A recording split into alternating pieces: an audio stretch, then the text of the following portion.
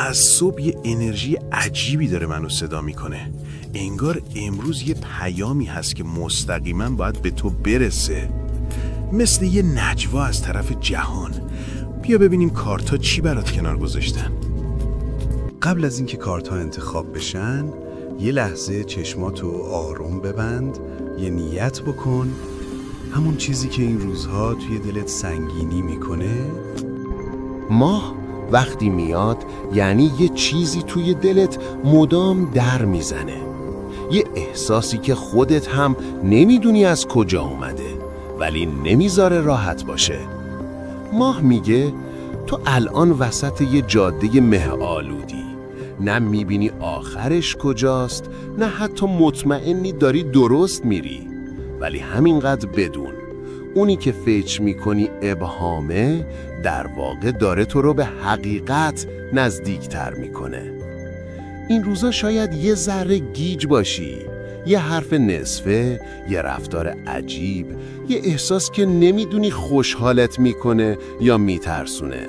اما کارت ماه آروم میگه تو لازم نیست همه چی و همین الان بفهمی، فقط به حست اعتماد کن. درست مثل نور ماه، کم نوره، اما همین نور کم برای قدم بعدی کامل کافیه.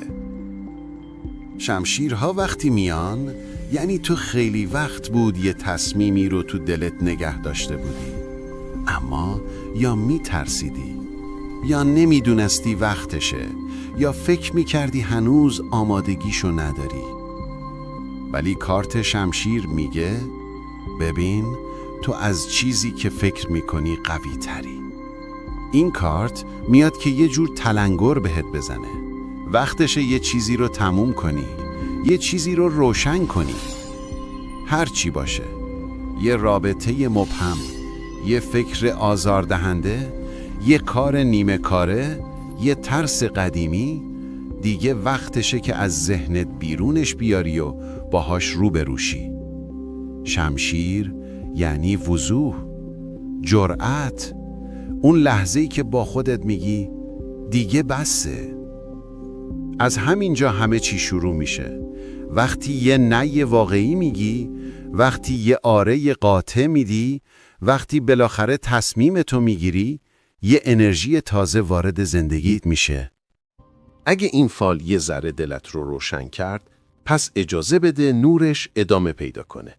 صبر کن تا هیچ پیام جهانزد جا نمونه و پایین همین ویدیو برام بنویس خدایا شکرت تا انرژی شکر گذارید راههای قشنگتری رو برات باز کنه.